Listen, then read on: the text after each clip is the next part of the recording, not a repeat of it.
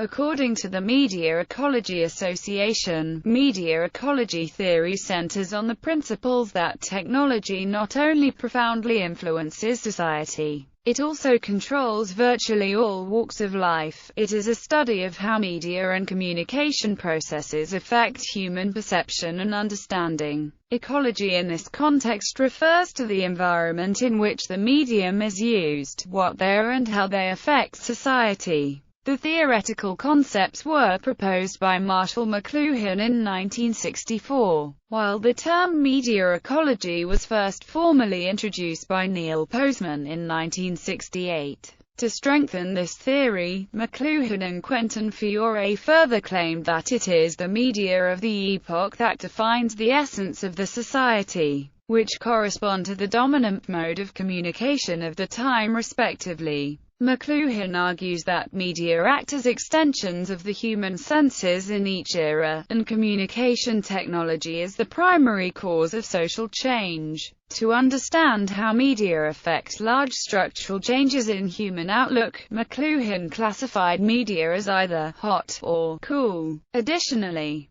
Mcluhan with his son Eric Mcluhan expanded the theory in 1988 by developing a way to look further into the effects of technology on society through the Tetrad laws of media. They offer the Tetrad as an organized concept that allows people to know the laws of media and the past, present and future effects of media. Media ecology is a contested term within media studies, for it has different meanings in European and North American contexts. The North American definition refers to an interdisciplinary field of media theory and media design involving the study of media environments. The European version of media ecology is a materialist investigation of media systems as complex dynamic systems. Background: Harold Innis. While Harold Innis was not a direct contributor to the theory of media ecology, a lot of his work would inspire Mcluhan in developing his own ideas and the foundations of the theory. Innis was a professor of political economy at the University of Toronto, who studied the role of communication technologies in societies and civilizations. He worked with Mcluhan at the University of Toronto, serving as his mentor. In his seminal work, The Bias of Communication, Innis looks at various empires in history and notes their use of the written word. He suggests that mediums of communication directly correlate to the spread of knowledge in a society, which can, therefore, wield relative influence in that society. This concept he termed the bias of communication. Marshall Mcluhan enrolled as a student at Cambridge University in 1934, a school which pioneered modern literary criticism. During his studies at Cambridge he became acquainted with one of his professors, I.A. Richards, a distinguished English professor, who would in large part inspire Mcluhan's later scholarly works. Mcluhan admired Richards' approach to criticism, view that English studies are themselves nothing but a study of the process of communication. Richards believed that words won't stay put and almost all verbal constructions are highly ambiguous. This element of Richards' perspective on communication influenced the way in which Mcluhan expressed many of his ideas using metaphors and phrases such as the global village and the medium as the message, two of his most well-known phrases that encapsulate the theory of media ecology. Mcluhan used the approaches of Richards and William Empson as an intro to the study of media. However, it took many years of work before he was able to successfully fulfill their approaches. Mcluhan determined that, if words were ambiguous and best studied not in terms of their content, but in terms of their effects in a given context, and if the effects were often subliminal, the same might be true of other human artifacts, the wheel, the printing press, the telegraph and the TV. This led to the emergence of his ideas on media ecology. In 1977, Marshall Mcluhan said that media ecology means arranging various media to help each other so they won't cancel each other out, to buttress one medium with another. You might say, for example, that radio is a bigger help to literacy than television. but television might be a very wonderful aid to teaching languages. And so you can do some things on some media that you cannot do on others. And, therefore, if you watch the whole field, you can prevent this waste that comes by one cancelling the other out. Neil Postman. Inspired by Mcluhan, Neil Postman founded the program in media ecology at New York University in 1971. As he further developed the theory Mcluhan had established. According to Postman, media ecology emphasizes the environments in which communication and technologies operate and spread information and the effects these have on the receivers. Such information forms as the alphabet, the printed word, and television images are not mere instruments which make things easier for us. They are environments like language itself, symbolic environments within which we discover, fashion, and express humanity in particular ways. Postman focuses on media technology, process, and structure rather than content, and considered making moral judgments the primary task of media ecology. I don't see any point in studying media unless one does so within a moral or ethical context. Postman's media ecology approach asks three questions. What are the moral implications of this bargain? Are the consequences more humanistic or anti-humanistic? Do we, as a society, gain more than we lose, or do we lose more than we gain? Other contributions. Corey Anton, editor of Explorations in Media Ecology at Grand Valley State University, defines media ecology as a broad-based scholarly tradition and social practice. It is both historical and contemporary, as it slides between and incorporates the ancient, the modern, and the postmodern. More precisely, media ecology understands the ongoing history of humanity and the dynamics of culture and personhood to be intricately intertwined with communication and communication technologies. Along with Mcluhan, Postman, and Anton, media ecology draws from many authors, including the work of Harold Innis, Walter Ong, Lewis Mumford, Jacques Ellul, Eric Havelock, Suzanne Langer, Irving Goffman, Edward T. Hall, George Herbert Mead, Margaret Mead, Claude Lévi-Écoute V.I. Strauss, Benjamin Lee Horff, and Gregory Bateson. North American and European contexts. In Russia, a similar theory was independently developed by Yuri Rojdestvansky. In more than 5 monographs, Rojdestvansky outlined the systematic changes which take place in society each time new communication media are introduced, and connected these changes to the challenges in politics, philosophy and education. He is a founder of the vibrant school of ecology of culture. The European version of media ecology rejects the North American notion that ecology means environment. Ecology in this context is used because it is one of the most expressive terms language currently has to indicate the massive and dynamic interrelation of processes and objects, beings and things, patterns and matter. Following theorists such as Felix Guattari, Gregory Bateson, and Manuel de Landa, the European version of media ecology as practiced by authors such as Matthew Fuller and Jussi Parikka presents a post-structuralist political perspective on media as complex dynamical systems. The North American theory of media ecology is best phrased by Marshall McLuhan as, the medium is the message. The medium is a specific type of media, for example, a book, newspaper, radio, television, film, or email. We are accustomed to thinking the message is separate from the medium. McLuhan saw the message and the medium to mean the same thing. The audience is normally focused on the content and overlook the medium. What we forget is that the content cannot exist outside of the way that it is mediated. McLuhan recognized that the way media works as environments is because we are so immersed in them. It is the medium that has the greatest impact in human affairs, not specific messages we send or receive. The media shapes us because we partake in it over and over until it becomes a part of us. Different mediums emphasizes different senses and encourages different habits, so engaging in this medium day after day conditions our senses. Different forms of medium also affect what their meaning and impact will be. The form of medium and mode of information determines who will have access, how much information will be distributed, how fast it will be transmitted, how far it will go, and most importantly what form it will be displayed. With society being formed around the dominant medium of the day, the specific medium of communication makes a remarkable difference. Core concepts. Assumptions of the theory media is infused in every act and action in society. Media fixes our perceptions and organizes our experiences. Media ties the world together. These three assumptions can be understood as: media is everywhere all the time, media determine what we know and how we feel about what we know, and media connects us to others.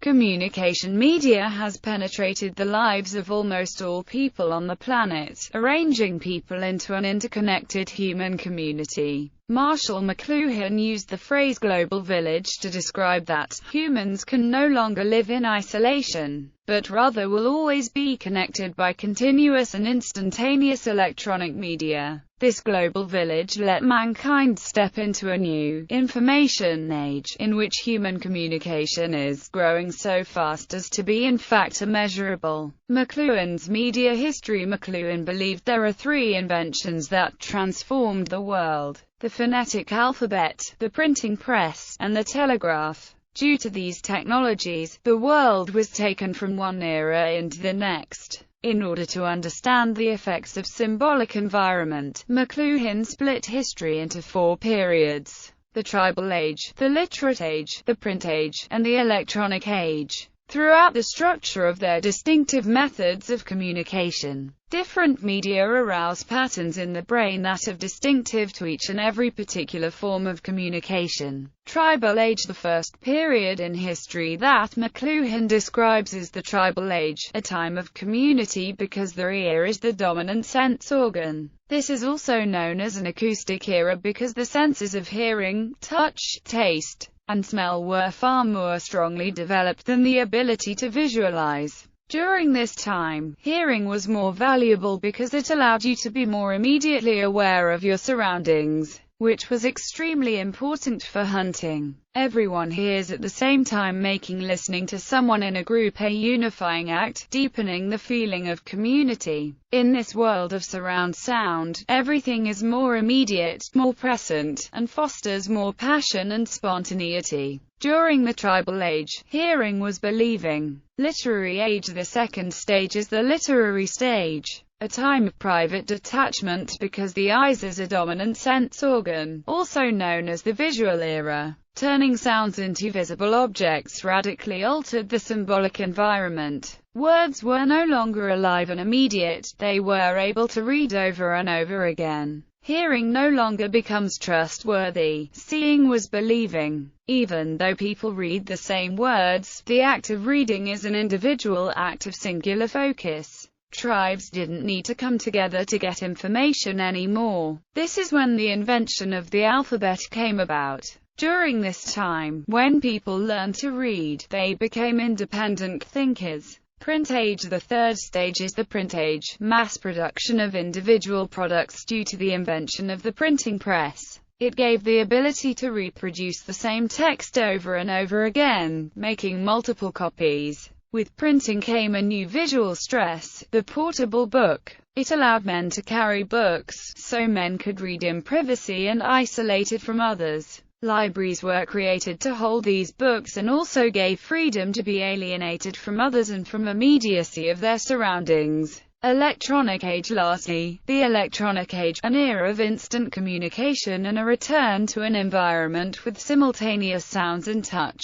It started with a device created by Samuel Morse's invention of the telegraph and led to the telephone, the cell phone, television, internet, DVD, video games, etc. This ability to communicate instantly returned us to the tradition of sound and touch rather than sight. Being able to be in constant contact with the world becomes a nosy generation where everyone knows everyone's business and everyone's business is everyone else's. This phenomenon is called the global village. The medium is the message. The medium is the message is the most famous insight from Mcluhan. Instead of emphasizing the information content, Mcluhan highlighted the importance of medium characteristics which can influence and even decide the content. He proposed that it is the media format that affects and changes on people and society. For example, traditional media is an extension of the human body, while the new media is the extension of the human nervous system. The emergence of new media will change the equilibrium between human sensual organs and affect human psychology and society. The extension of human senses will change our thoughts and behaviors and the ways we perceive the world. That's why Mcluhan believed when a new medium appears, no matter what the concrete content it transmits, the new form of communication brings in itself a force that causes social transformation. Hot versus cool media. Mcluhan developed an idea called hot and cold media. Hot media refer to a high-definition communication that demand little involvement from the audience and concentrate on one sensory organ at a time. This type of media requires no interpretation because it gives all the information necessary to comprehend. Some examples of hot media include radio, books, and lectures. Cool media describe media that demand active involvement from audience. Cool media require the audience to be active and fill in information by mentally participating. This is multisensory participation. Some examples of cool media are TV, seminars, and cartoons. Mcluhan frequently referred to a chart that hung in his seminar room at the University of Toronto. This was a type of shorthand for understanding the differences between hot and cool media, characterized by their emphasis on the eye or the ear. Eye, left hemisphere controls right side of the body, visual, speech, verbal, analytical, mathematical, linear, detailed, sequential, controlled, intellectual, dominant, worldly, quantitative, active, sequential ordering. Ear, right hemisphere controls the left side of the body, spatial, musical, acoustic, holistic, artistic, symbolic, simultaneous, emotional, creative, minor, spiritual, qualitative, receptive, synthetic, gestalt, facial recognition, simultaneous comprehension, perception of abstract patterns. Laws of media. Another aspect of media ecology is the laws of media, which Mcluhan outlined with his son Eric Mcluhan, to further explain the influence of technology on society. The laws of media theory is depicted by a tetrad, which poses questions about various media, with the outcome of developing people's critical thinking skills and to prepare people for the social and physical chaos that accompanies every technological advancement or development. There is no certain order for the laws of media, as the effects occur simultaneously and form a feedback loop. Technology impacts society, which then impacts how technology develops. The four effects, as depicted in the tetrad of media effects, are: enhancement. What does the medium enhance? Media can enhance various social interactions, such as the telephone, which reduced the need to face-to-face interactions. Obsolescence. What does the medium obsolesce? Technological advancements can render older media obsolete, as television did for the radio. That does not necessarily mean that the older medium is completely eradicated. However, as radio, for example, is still in use today. Retrieval. What does the medium retrieve? For example, the Internet has promoted new forms of social conversations, which may have been lost through television. Reversal. What will the medium reverse? When a medium is overwhelmed due to its own nature, pushed to the limit of its potential, it ceases to have functional utility and can cause a reversion back to older media from the newer developed. Mcluhan found inspiration in Edgar Allan Poe's short story, A Descent into the Maelstrom, in which a shipwrecked sailor is trapped within a whirlpool, but escapes death by finding the pattern hidden within the vortex. Mcluhan relates this to the social and physical chaos we feel as we move from one technological development to the other. The maelstrom is our media environment, and the only way out is through synthesis or pattern recognition. We cannot get out through linear logic and cause and effect thinking alone.